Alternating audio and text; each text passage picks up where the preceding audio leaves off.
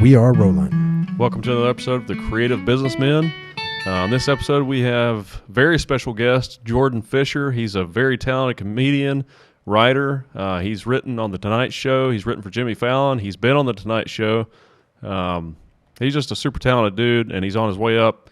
I think you'll really enjoy the episode. We talk about a lot of his experience as a stand-up comic, getting into comedy, what his family life was like as a kid, what inspired him to be a comic, and also some aspects of being an entrepreneur because, as an artist, you're also an entrepreneur. You have to figure out how to make it, how to pay your bills, how to survive.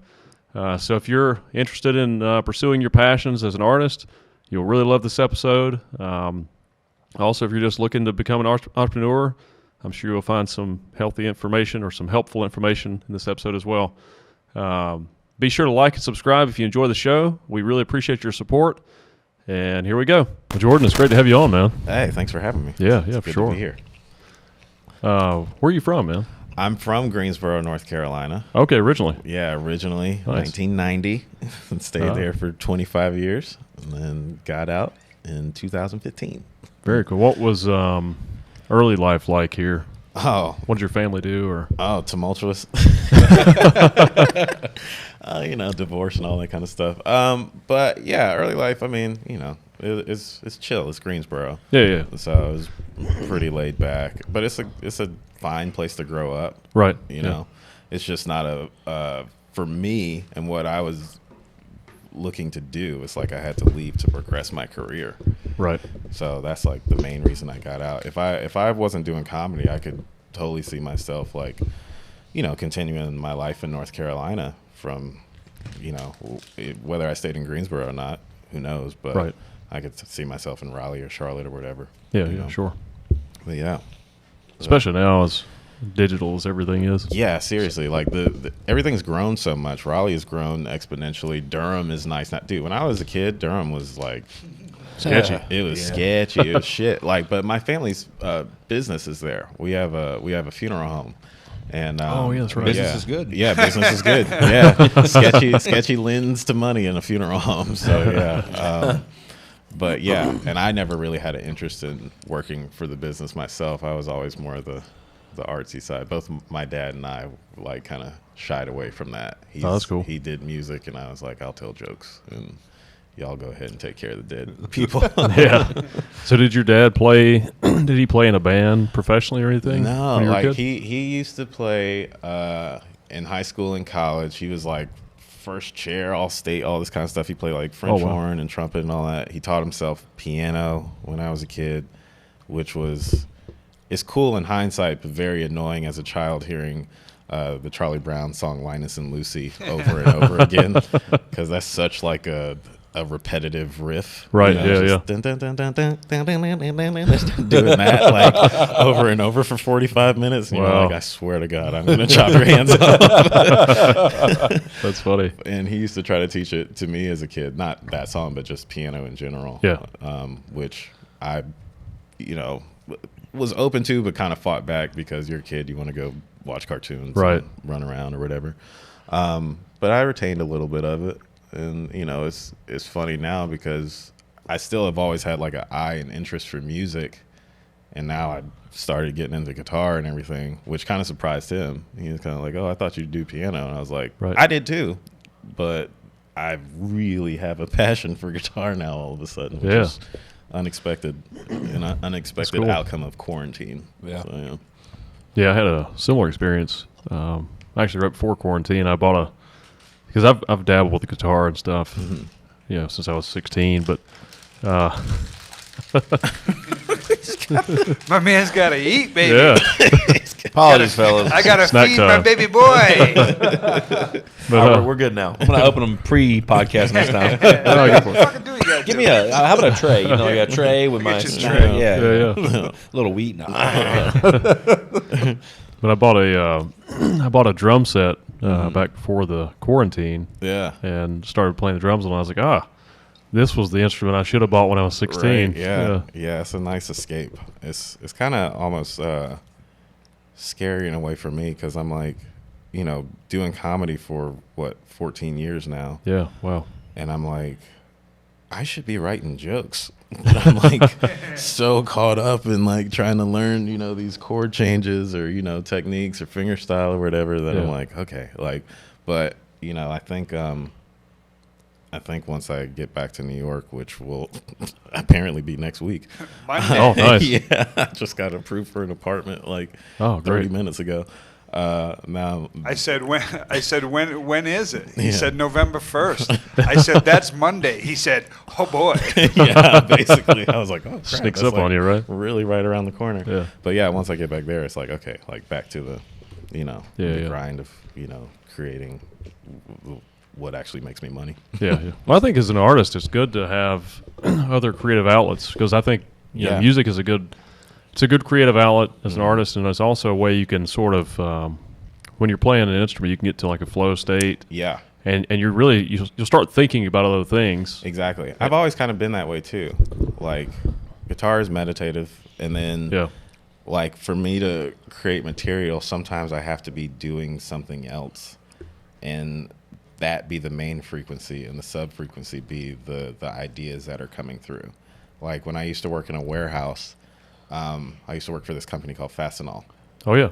Yeah, and I was just a picker, so I was just going up and down in the warehouse with my cart, like just filling orders, and that's taken the majority of your your concentration. But under that would be the jokes, right? Where it's just okay, and and I'd have like open mics to do. This is when I was like 17, 18, 19. Oh and, it's just like those ideas would come through.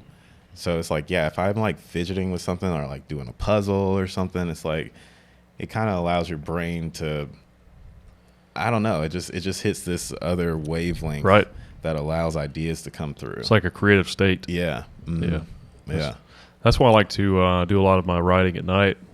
Yeah. Because you get a little silly and your mind wanders more and stuff. Right. Yeah. It's bad for me because like that is when I come alive, really. Like I can be lethargic all day. Yeah. Like I could have 7 hours of sleep and then just be like tired all day, and then 11:30, 12 hits, and I'm like, it's time to learn a new song. It's time to write jokes or whatever, and like, and then I'm up till like 5. Yeah. And I'm like, shit, dude, I can't do this again. That's fine. It's like that's when everything starts really cooking. Yeah. I think a lot of creative people are like that, but a lot of you're like that too, though, right? I think there's this whole you got to wake up at 5 a.m. The 5 a.m. army, the 4:30s. It's all bullshit. Yeah. There's 24 hours in the day. Mm-hmm. It's about being productive during those hours, right? So if I'm productive 18 of those hours, doesn't matter where they're at. And they're like, oh, this circadian rhythm. I'm like, bullshit. Everybody's not the same. Right, yeah. Right. Like, I kill it overnight. Yeah. I like to go to bed, honestly, legitimately, 3 to 4 o'clock. Yeah. I'm tired, right? Yeah. Normally. Mm-hmm. And I'm out. Yeah. And depending on what I got going on, unfortunately, I'm back up and at it 4 hours later. Right. Not enough sleep, but I'm working towards, and I've been scheduling things later and later so that I can get my 6, but basing that on going to bed at 4 a.m. So get up at 10. Yeah. What do you start doing around that time? Man, everything. I look at properties religiously. Mm-hmm. So I have less of the creative side, obviously, than you guys, but business ideas. I'm thinking about different angles, different solutions to problems. I'm going back through my day, and I'm going. We had a form for the Secretary of State that changed, and I knew, like, it popped into my head. I'm like, okay, we're going to have to. The bank is going to require a form as well for an explanation for that change. So I was like, so I'm just constantly like, okay. Yeah. I'll watch 3 shows at one time because I'm not watching any of them really. So like I'll change it just to hear some type of audible noise to. It's just to keep you a hall pass, right? Yeah. And I've got it running in the background, and then it'll irritate me, and I'll pause it and switch it to something else while I'm looking at houses on my Realtor app or Zillow or LoopNet or whatever. Right. So like I'm just like doing stuff. Yeah. When you're looking at those properties, like what exactly are you looking for? What are you looking to do exactly? Like it just depends. Yeah. I mean, it depends on where I'm at. Like I've got stuff that are personal goals, like the next beach house or the next lake house. And then the other side of it is keyword next. Yeah. That's where I want to get in my life. That's where I want to get in my life. I want to get to first. Yeah. And then well, let me ask you a question. Yeah. You want a beach house or a lake house? Or what's your goal? You know what? I feel like I'd almost rather have a lake house, just because the beach house can get blown the fuck away. True. Where at? Which lake? true. In New York or in North Carolina? Where? That part I don't know yet. See, But it would be cool to get, like, I like, what's the lake out? Norman is nice. that's Yeah. where I live. I live on Yeah. Lake Norman. I love Lake Norman. It's beautiful. North of Charlotte. So Yeah. you're good. So what I would tell you, if you're not looking at those things now, you're making a mistake. Yeah. Because nothing's a better motivator than figuring out when your next or only or first house is going to be. So It's true. It's true. you're making a big mistake by not doing that. So go Yeah. ahead and start looking, man. All right. Familiarize yourself with the market. Pick something like, hey, you know what? This is what I'm looking for, right? And really dial it in, because do you want the $7 million mansion in a mud hole in a cove, or do you want open channel views? Like, Yeah. what do you really want? You know? I like that. Yeah. Yeah. Like, I'm very much a big believer in, like, you know, setting your goals, setting your intentions, like writing them down, all that kind of stuff. I think a lot of people are very shy and scared to share their goals, and they feel like embarrassed by them. Yeah. And they feel like it's like corny to be like, this is what I'm going to achieve, and tell people that they're going to achieve and believe it wholeheartedly. Yeah. And because, you know, There's so many people that want to keep you in a box and like, tear your dreams down. Yeah, especially with social media and everything, and people are like, "Oh, okay, sure." It's And- like if you say the things you want out loud, you're an asshole for being greedy. But it's like, how else are you going to get them? Oh, I, yeah. I actually looked at a really, really nice house that I have. You know, it's a long way away. But what you were saying, I was like, I wanted to put it in my head. Like, these are the things that I absolutely, ultimately want, and I got to start looking at them. Pretending that I can't. Thinking that I can't get them is going to make me not get them. Right. No, Well, 100%. Yeah. Also, you have to consider, like, in all of our lives, we have certain needs that we have to meet, Yeah. and we construct our lives to meet those needs. Yeah. It's the same thing. You have to construct a bigger life Yeah. to have bigger needs. You know. So I mean, you're always if you're a productive member of society, you're always making ends meet. Right. But what are your ends? You know. What's your rent in New York, by the way? Yeah. It's about to be $2,600, Okay. which is so fucking crazy. It's a lot of rent. That's ridiculous. like I could have a real nice house here. For But, sure. I mean, Yeah. but also in New York, that's kind of an investment in being there and working Yeah. the clubs so that you can make money on Yeah. the road. Exactly. That's like the That's a whole nice place in New York too, though, right? Yeah, it's pretty nice. Yeah, you that's- don't. You got real furniture and stuff. Yeah, I'll have to show. I have a video of it. I'll have to show you. But yeah, it's just like, you know, being there, you pay a premium Yeah. Yeah. for getting access to the things that you need to progress whatever field you're in. Yeah. I always say, like, you know, unless you actually need to be in New York, you don't need to live there. Yeah. Right. And you know, if you're young and you want to go live life in the city for 2-3 years to get that experience out when you're, you know, young, do that. But unless your career like really, you know, dictates you being there, it's like you don't need to be there. Yeah. Right. I'm happy I moved there. Like everything that, you know, that progressed my career in the direction that it needed to go and that I saw it going came from living there. Like, Wow. I don't think the steps that I've taken and everything would have happened here, at least at the time. Right. Like that those things happened in New York. Because we weren't in as much of a digital time. You know, COVID definitely changed the landscape of how business is done. Yeah. So, you know, with New York, it's like you have to be there, like Yeah. or I LA agree or with that. whatever. So, Yeah. I agree with that. I yeah, mean, so much of business is based on relationships and based on being in the right place. Mm-hmm. It's the right place in the right time, but really, if you're not there, you might have been at the exact same place 1,000 times, but Mm-hmm. it takes that one, right? it really does. You know, and that's the key. So that's what I would say is just put yourself in the action. One of my neighbors, he bought a house here recently, next to me, and he said that you go to New York to make more money than you could make anywhere else on the East Coast. This is his words. And he's like, I live way below my means by New York standards. And he's like, I saved all that money essentially. And then he said, I bought my dream home on the lake. Right. And he's like, and it's an extra home. Yeah. And so he's still driving an income. I got another neighbor that same thing, similar situation, but same thing. He's like, what I afforded in New York based off of my budget would look poor here. Yeah. And he's like, now I'm a multi-million-dollar house on the lake. Right. Yeah. So he goes there, you kind of deal with it. You kind of, my version, you eat a shit sandwich for a few years. and you get out there and grind, and then you've got this long-term plan. It really is like New York. I feel like is a city equivalent of going to college for whatever it is you're pursuing. Yeah. That's a good way to look at it. Like it's like you put your time in for your 4 to however many years, and then you take that and you graduate to whatever it is, the lifestyle that you want. Yep. And a lot of times for comedians, it's going there, putting in, a lot of times people do like at least about 5 years. I'd say it takes probably 5 years in the comedy world to get true headway in that city. Yeah. And then from there, a lot of people move on to Los Angeles. I thought about moving to Los Angeles from North Carolina, 1, before I moved to New York, and 2, after this whole COVID debacle. Yeah. Just because, it's Hollywood. So there's a lot of, there's big moves that go on there, and all the production companies and all that kind of stuff is out there. And, if you want to get into film and television, that's like the place to be. Sure. I remember when you were getting ready to move, I was pushing you strong towards LA. Yeah, and I really was like about to do that. And then I met Dave Chapelle. Yeah. And his opinion means way more than mine. Yeah, I met him. This was like when he first started coming back around. Like where it was kind of like you'd hear an announcement like, "Oh, Dave Chapelle is going to be performing at this theater," and you're like, "What?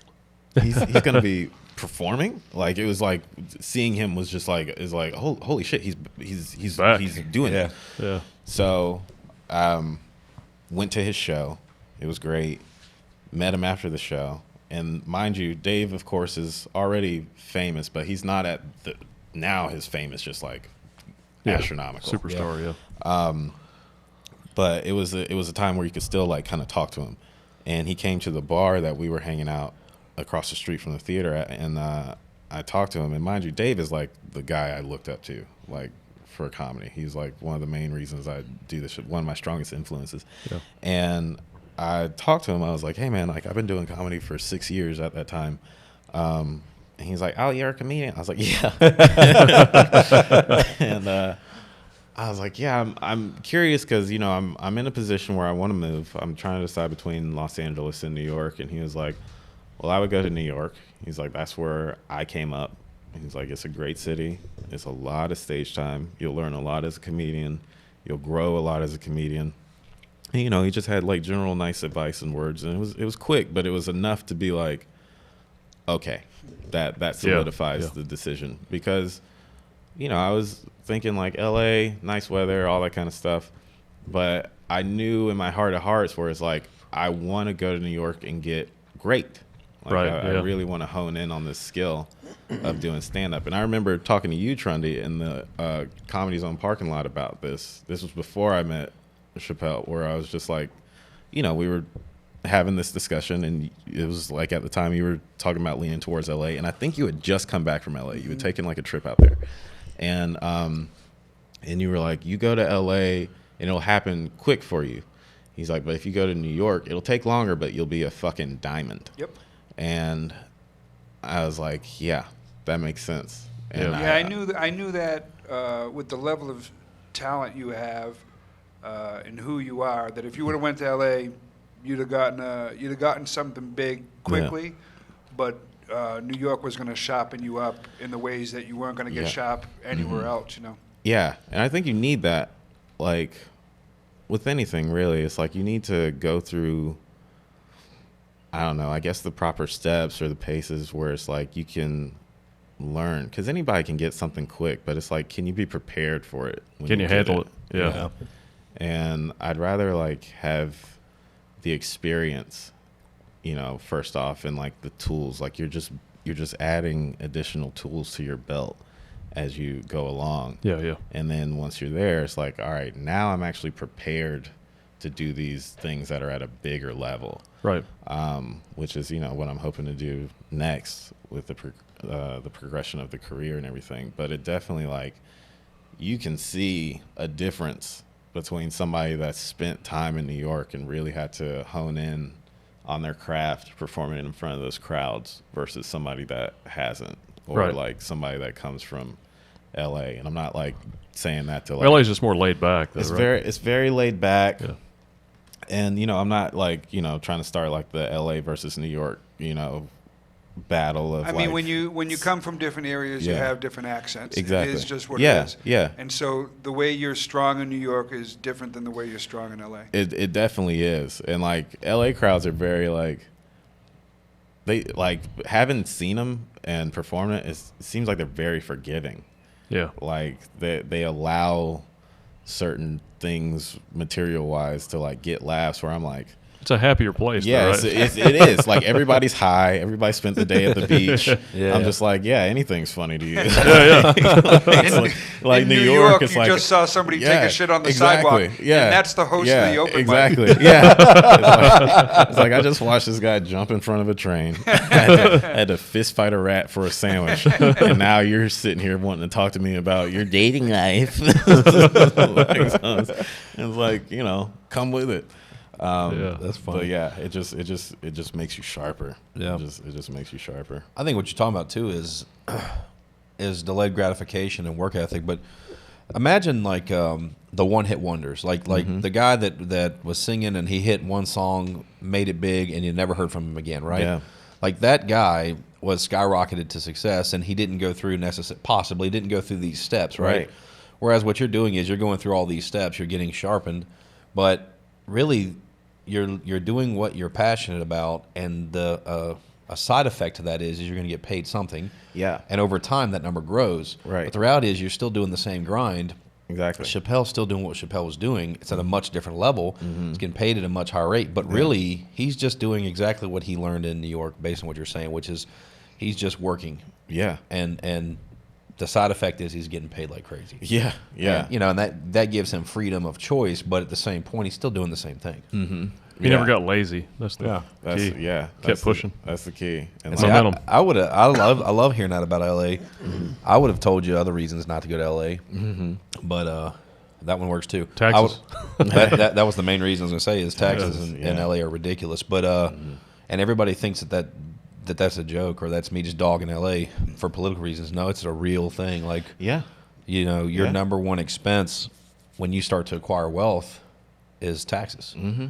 And and I get it. You're for the greater good, but at the same point, when you're spending millions of dollars a year, and you take all the risk, by the way, and if you were to lose everything, it doesn't matter if you've paid $40-50 million in taxes. If you lose everything and you have to start over, you go homeless. You could have paid $40-50 million in taxes and still be homeless, right? It's very frustrating for me, but. And I would say too, based on Tyler Perry's had amazing success. He bought that former military base in Atlanta. Biggest studio in the country. Yeah, man. So you've got you've got a lot of stuff coming to the East Coast, a lot of production happening on the East Coast. So I think the LA, where they had that monopoly for entertainment, I still think it's still considered the Mecca. But at the same point, I don't know, it's being chipped away at. Well, Atlanta's the biggest market now. Yeah, it's spreading out. Especially too with so many different platforms now, whether that's the streaming companies and all that kind of stuff, because it used to just be NBC, CBS, ABC. It was just that's it. We're in LA. These are the three it's networks. also social media too, right? Like being able to connect to a fan base directly. You can connect and working remotely. The internet is everywhere. And then the platforms and the companies now that are have their shows or whatever, like the Netflixes and everything. They're so big that they're like, all right, we have our LA base, but they just built a studio in Brooklyn that's got 9 sound stages. Now they're doing another one in Austin, Texas. It's just like, I was like, Austin's big. Yeah, it's like, I just worked in Brooklyn a couple weeks ago. So it's like everybody's just like, all right, we don't have to just be this central location anymore. We can spread across, and that way it's like we don't have to fly everybody out to this location. Oh, you're East Coast based? All right, great. You're a state away, or either you're in the state. So here, go to this studio. Well, and for me, it comes back to taxes, but it's interesting to see what productions they're doing, certain budget level productions that they're doing out of state on purpose, not in California. Oh yeah, for sure. It's all tax based. Yeah. Doing a little offshore banking with their studio. And also all of our auditions today are digital. Yeah. They're all taped. Yeah. That's so true. It's like, I'm interested to see once I get back into the city, if at all they start bringing people in for auditions. Yeah. Because everything I've been sent over the course of this past year and a half, of course, has been digital. Yeah. But it's like that's so commonplace now that people are like, eh. Because if I was a casting director, it was like there is a difference, like seeing somebody in the room and working with them and everything, Right, and yeah, like, yeah. all right, let's try it this way, let's try it that way. But it's like after the whole remote lifestyle now, and people are like, you know what? I'm just stay home, watch these tapes. He's Right. good. He's Yeah. trash. Don't bring him. Yeah, bring him in. Like, Yeah. it's just so much simpler. I've had to go to a couple callback auditions, like up in New York and stuff. But Yeah. you know, you're pretty sure you're going to get it. Yeah, I think that point. probably that will be the way where it's Yeah. just like, They use it to narrow. yeah, it's like Yeah. the callback is like, that's when we'll bring you in. Yeah. But the initial round, I wouldn't want to sit through and watch, 75 people come in my office all day anyway. Right, yeah. Flubbing Yeah. lines and screwing up and being all nervous. I'm sorry. Yeah, it's torture, right? Yeah. Yeah. Well, yeah, that'll be real interesting to see Yeah. So how you- it switches up. You got into comedy at a really young age. How old were you, and what led you down that path? I was 17 when I started. My dad showed me. Okay, so the good thing about my family is we're very open with humor.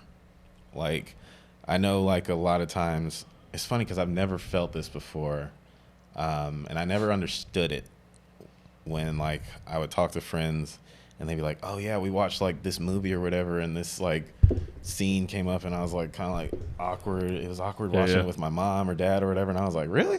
Like, we watch whatever. Like, we don't care. Like, and we just like the jokes would just be there. My dad would just say whatever jokes, and nothing like where it's like horribly vulgar, but it's like he just also didn't like hold back. Yeah. So. Yeah. There was that benefit of like being exposed to like open humor at a young age. And my dad showed me Richard Pryor live in concert and Eddie Murphy Delirious when I was like 9. We were riding in the car and he made some reference to one of the jokes from one of the specials. And he was like, you haven't seen Eddie Murphy Delirious? I was like, bro, I'm 9. I've seen whatever you've shown me. I watch Rugrats and Looney Tunes. And then if you happen to throw a movie on, I guess that's what we're watching. So we were in the car and he literally like pulled a Yui to go to Blockbuster. He's like, we're going right now and getting this. Like, we went and got those 2 comedy specials, went home, watched them. And I understood everything. Like, I understood all the jokes and everything, and they were so funny. Like, I remember just, like, losing my mind laughing at these specials. And then from there, I didn't realize I was a comedy nerd, but, like, I just started watching stand-up all the time. Yeah. Like, this is pre-Netflix, all that kind of stuff. It was just... You really had to work at it to watch it then. Yeah, it was HBO. Yep. And HBO was only coming out with 4 or 5 specials a year. It's not like now where it's just like this Tuesday, another 3 specials. Yeah. Like, or You were like, the first comic that I met that could hang with me in talking about comedy specials. Yeah. And it's annoying to me when I talk to people my age or comedians a little younger where it's like they don't know these specials. I'm like, how are you in this? Right. I know like it's there's different influences as you grow. Trying out for the for the NBA, Yeah. and you've never played basketball. Right, yeah. You never watched the game before? I was going to say, Exactly. if you're saying WNBA, that makes a lot of sense. But it's like I've talked to comics where I'm like, oh, Richard Pryor, and they're like, oh, I've never seen it. I'm like, how have you never seen one of the most pivotal comedy specials, Iconic, in this genre's history? It blows my mind. So, but anyway, like, I started watching like the HBO specials all the time. Like, I mean, to the point where like my dad would never really tell me as a kid. He was kind enough not to like stifle my passion for it by saying he was annoyed at the fact that I was watching the same special again. Like he's seen like Martin Lawrence, You So Crazy 50 times because of Studying, me. man. It's a study. I was just studying. I watched a lot of didn't realize it. specials more than once, Yeah. like multiple Yeah. times. Oh, I still do it. I'll throw it like even if Drew it's just Michaels like special, I've seen 150 plus times. Yeah. 150 Damn. plus Yeah. times. Just keep it playing. Yeah. Bo just Burnham, anything by Bo Burnham. I'll just throw them on, even if it's not in the beginning. Sometimes I'll Yep. like open up and just scroll like 20 minutes in and just leave. I do that too. I have some that I'll just jump between different specials and just watch it for 15, 20 minutes. Yeah. Yeah. And I would just do that like as a kid growing. I mean, and also this is a time when like Comedy Central actually showed stand up. Yes. Like Oh, back yeah, then. yeah. They don't do That's it right. anymore. Now you get your half-hour special. They show it once. Yep. Yeah. 11:30 on a Friday when nobody's watching. Yep. And that's it. Well, now Comedy Central is on YouTube though. They are. That's mainly Yeah, where people that's where I watch watch the it. stuff. Yeah. Speaking But it's of, like you like- don't see the whole special. They'll show like an 8-minute Right. chunk. Yeah. The Key And and, that's it. Key and So Peele speaking clips. of the Comedy Central, I want you to tell these guys about your how you got to your first open mic and all that. But for you being such a comedy nerd, I don't think we've talked about this specifically, but when you filmed your comedy special thing, I mean, I'm sure you got to play it a little cool, but were you? I mean, I would be fucking geeking out, man. The Tonight Show stuff, the Comedy Central stuff is a big deal for a comedy nerd. No. Yeah, it's the Comedy Central one, I was like, all right, this is a cool opportunity. And like, it goes to the digital platform and I was excited about it. The main one though, the Tonight Show one, was just like, that was mind blowing to me. That was like, holy shit. But leading up to that, it was like, prior to that, it was just being funny in school. That's all it was. It was just being funny in school and just being funny on the bus. Yeah. Like I was the life of the party on the bus, in the back of the bus, just telling jokes. And, at that young age, you're telling certain jokes that you heard from comedy specials. Right. And then you start molding them into your own jokes. And you're like, oh, actually, I know how to be funny on my own now. Yeah. And like making kids laugh. And then Learning joke structure. yeah, and then some kid was like, you should do stand-up. And I was like, what? Because mind you, I was also shy. Like, I would come alive to make people laugh. But in general, like, my overall personality was pretty low-key and quiet. And I wasn't one to be like, everybody, like, have a bunch of eyes on me to, perform in front of people or anything like that. And he was like, one of my friends was like, you should do stand-up comedy. I was like, okay, sure. And I had read Damon Wayans' book that he had, which was basically like his stand-up in a book form. And it was so funny, like a book that would audibly make you laugh. And I was like, okay, maybe I'll just do that. I'll like write a funny book, like of just stories or whatever. And I started writing down jokes in a notebook. And I was like, nah, this isn't right. Like, I have to say these. Like, this isn't coming off right, so I have to do this. So my mom called up. She looked up open mics within Greensboro, found the Comedy Zone, and she's very type A, my mom. Because, like, even telling her the first time, I was like, hey, Mom, I want to try stand-up comedy. She, like, you remember, like, the old claymation cartoons? Like, Year Without a Santa Claus? They're like, what? A dentist?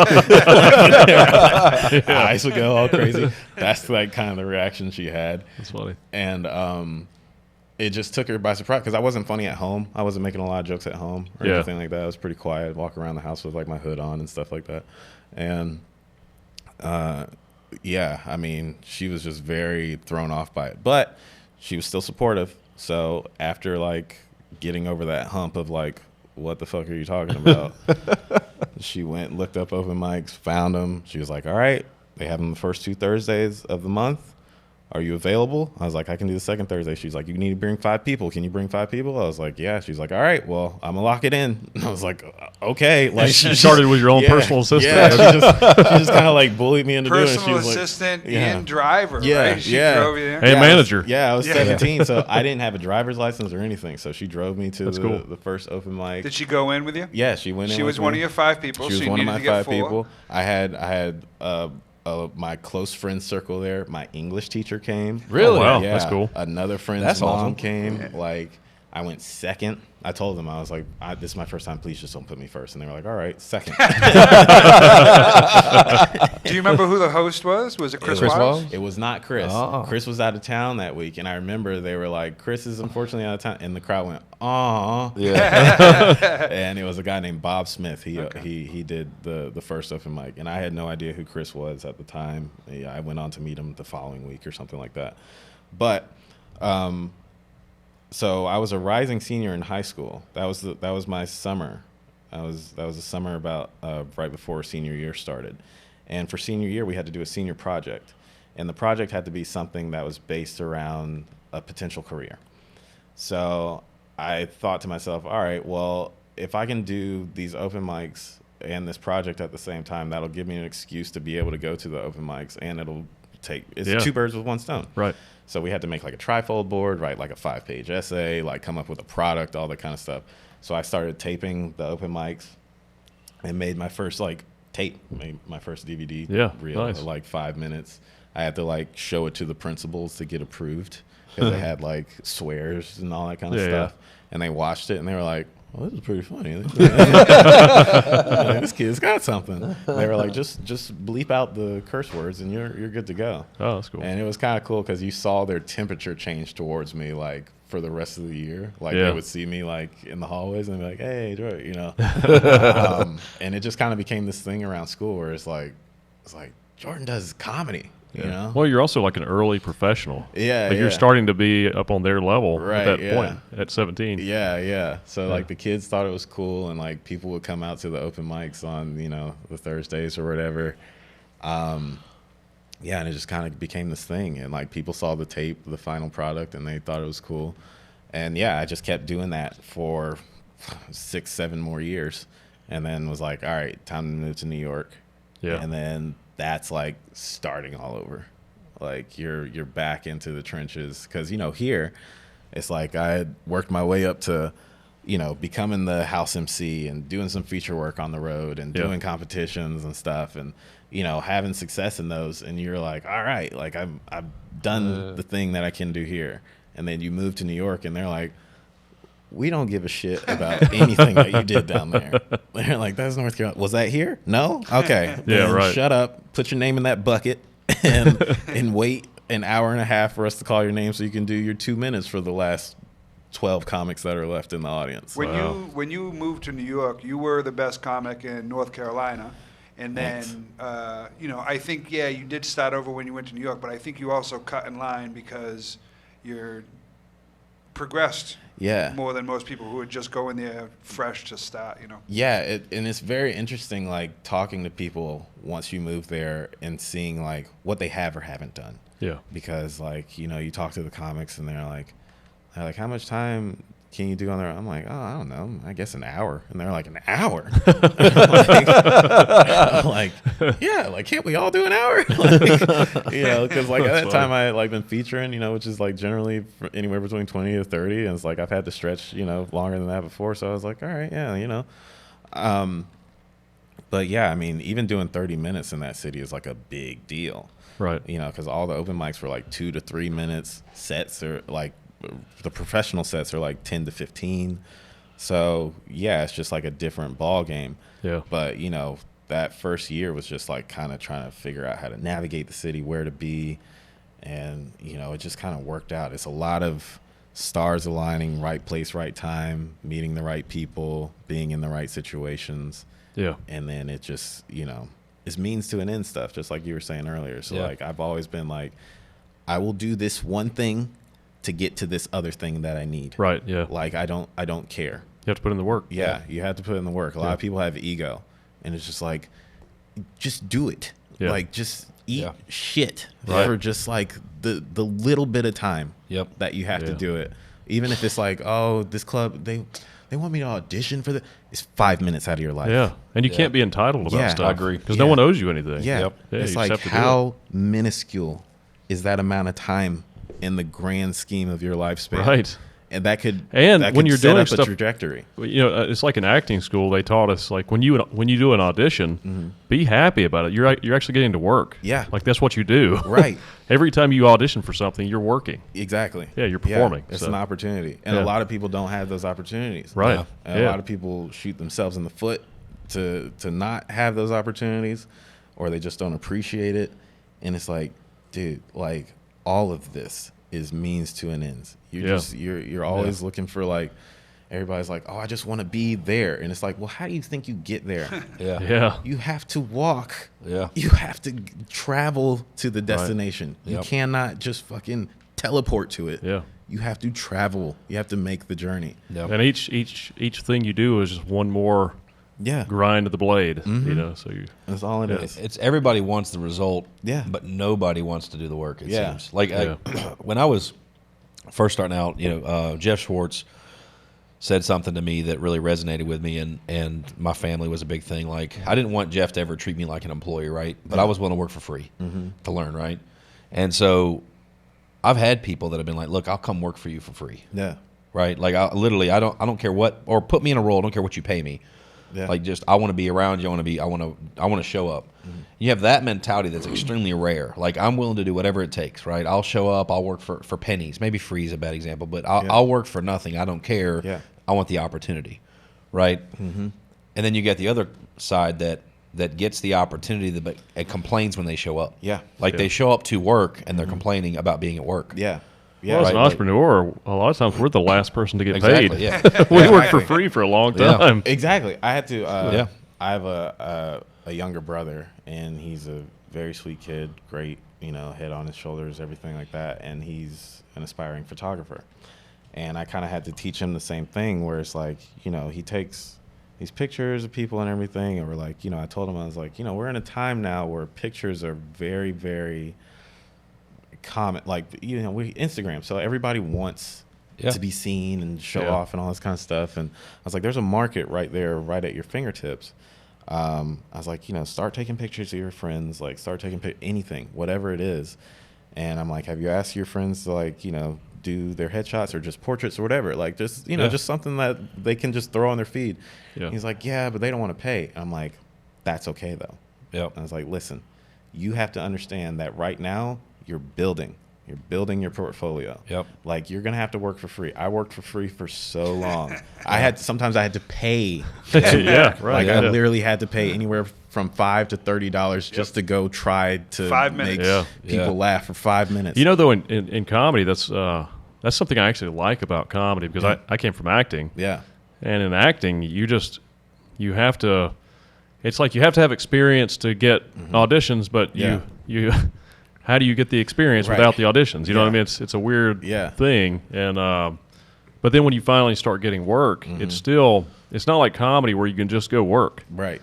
You can work on your own, which you do, but it's different. Like with comedy, you can pay $5, go do open mics. Yeah. And you're actually able to work on your craft in front of other people, and it's great. Yeah. It's one of the things I really like about comedy. Yeah. But I think a lot of comedians don't realize how special that is. Yeah. It's like you really get to like, get better in real time. It's like the stage is always there.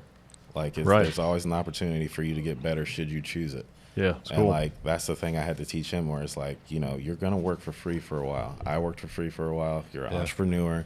Like right now you're building up the proof that you're good. Yep. Right. Yeah. So like just if it's free, fuck it, just do it. Yeah. Right. Yeah. Take pictures of your friends, get good at like and enjoy it. Yeah, enjoy it, get good. Yeah. Try out shit. This is your time to fail and try and experiment, and then figure out your voice of your art.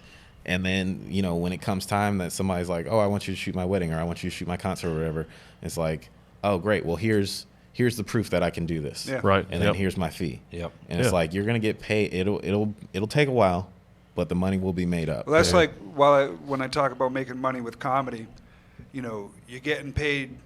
The show's free.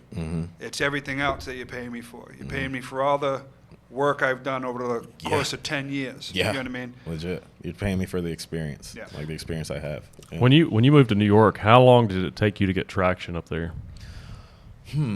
I guess like I guess in the grand scheme of things, not as long as some people. Like I'd say within 2 years, That's good. I had a manager and everything, and then started working some rooms.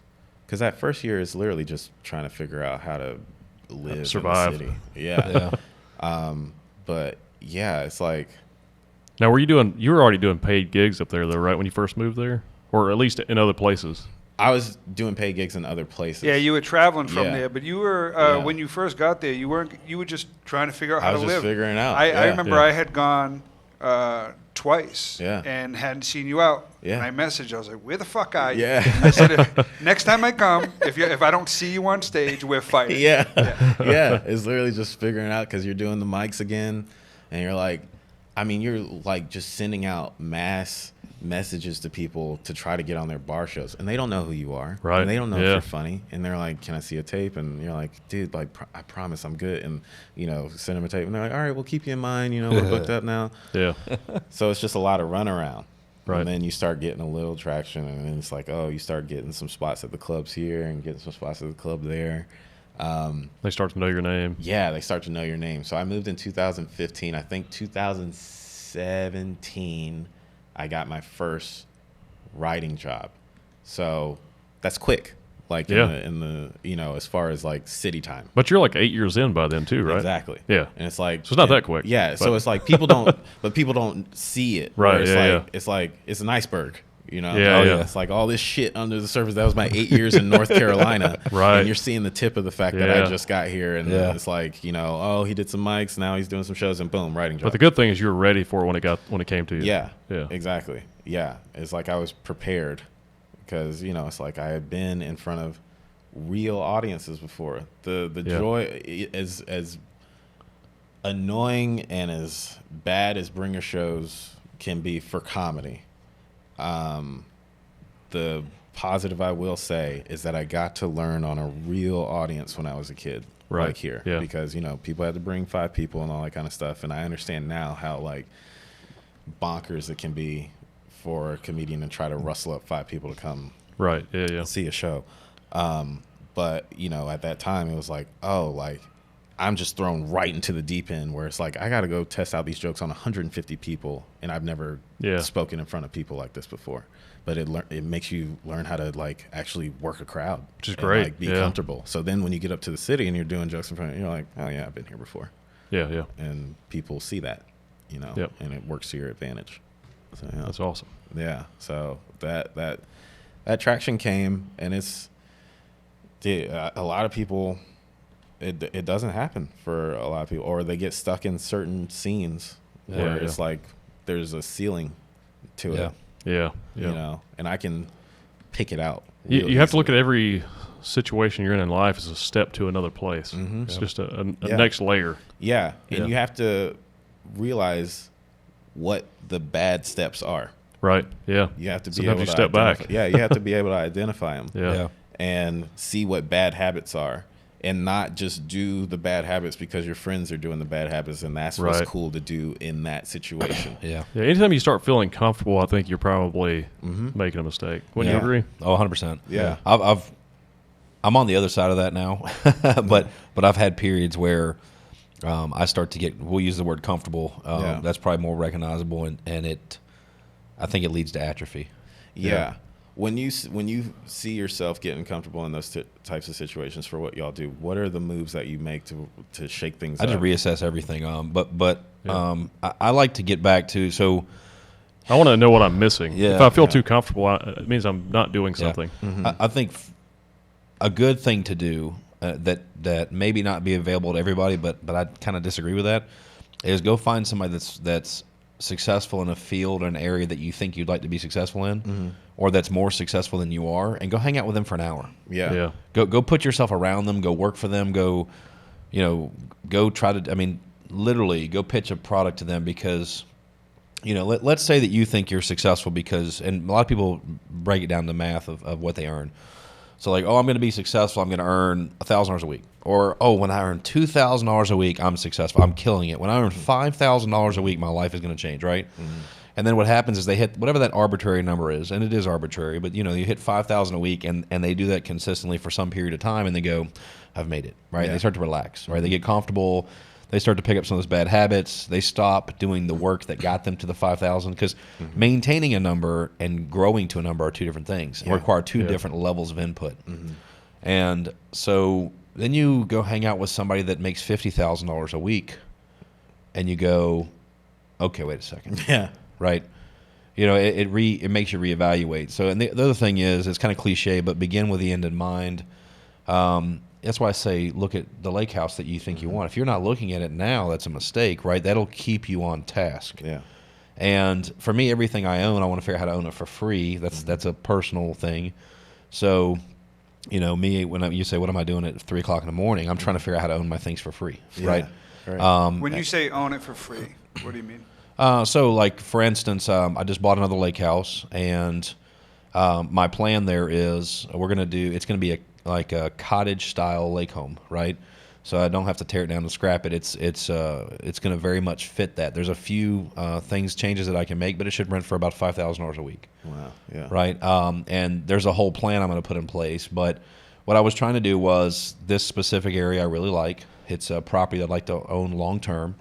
And occasionally I've got my mother, my father, family, extended family that comes in. I have my home is large enough to have everybody over, but I'm going to be honest with you. There are times when I would love to offer a family member or extended family, a friend, a different place to stay. Yeah. Right? Yeah. For whatever my reasons are. Because I like to walk around butt naked. Yeah, right? it's Whatever. your house. Yeah, it's my house. Your privacy. So, but anyway, so I have it. So my goal was, okay, if my mother and father come in, they've got a place that they could stay if they'd like. But when I'm not using it or they're not using it, right, it has a way to derive an income, right? Yeah. So if you think about it, what I figured out was most of the vacation rental properties that I do, you could rent between 35 and 45% of the year and cover 100% of the cost. Yeah. Right? Yeah. So that's a solution, like figuring out, and then how do you do that? So at 3 o'clock in the morning, I'm looking at, I'm not trying to recreate the wheel here. Let me find the most successful companies that are doing it. What are they charging? What type of inventory do they have? Right? What processes? What's the application like? Like, you don't have to create it from scratch. You need the motivation to start looking, start learning, right? Yeah. And again, pick the phone up. The very next day, what did I do? I picked the phone up. I called the guy that runs this company, this local company, and I'm like, hey, man, I'm definitely, I know eventually I hope to be your competition, but honestly, I don't think I'm going to affect your business in any way, shape, or form. You've been doing this a long time, but this is what I'm passionate about. This is what I'm doing. This is my idea. Are you willing to sit down, right? Yeah. And have, can I buy you lunch? And he's like, man, I'm really busy. He's like, but if you got questions, I've got time now. I can talk to you. So, I mean, boom, I unloaded 15, 20 questions on him. I got quick answers. I'm a business person as well, so I didn't need him to sell me on an opportunity. Yeah. I'm already aware of the opportunity. I just needed specific guidance on very specific things. And if I hadn't done all that research prior to that, I wouldn't have been able to have an intelligent conversation with him. Right. Which is another thing. Like, if you're going to call and ask somebody for advice, or if you're going to try and get a mentor, you're going to try to do this, and you've not taken those preliminary steps, if you weren't putting in the work that you're putting in, and you go talk to another comedian that has been, and you're telling them you want all this success, but you haven't put that work in, they're not going to give you the time of day. It's delusion. Yeah. You got to earn the right to ask for the help, right? So it's like, that's very true. But that's what I do, man. I just try to figure out. So owning, like, cars. Yeah. You can own a car for free. How do you do it? I mean, even if something as simple as using the Toro app. Yeah. Putting your car up for rent. You rent it a couple of times a month. You can waive your car payment, right? Yeah. So I mean, like, if you're creative, you can figure it out. Yeah. So I want to live for free. Literally, I want to figure out everything that I like. I want it to either break even or make money. I want to be paid to do those things. Yeah. And treat every area of my life like an investment. And you think, well, how do you do that to your children? Well, it's easy. There's a financial value that's in their intellectual value, like what they're able to grow. When you look at assets, I think that's a family asset. Yeah. Your parents thought that about you and your education. Right, yeah. Of course. Right? Yeah. Shit, yeah. Well, guys, we're going to take a quick pause. All right. So I have to scoot out of here. Okay. Fair enough. Business stuff. Yeah. Business, money calls. Go get that money. You guys keep going. Yeah, definitely. It's a good episode. Definitely. We'll see you later. Make some for me. Yeah. I fucking love it here. Yeah. You know what I mean?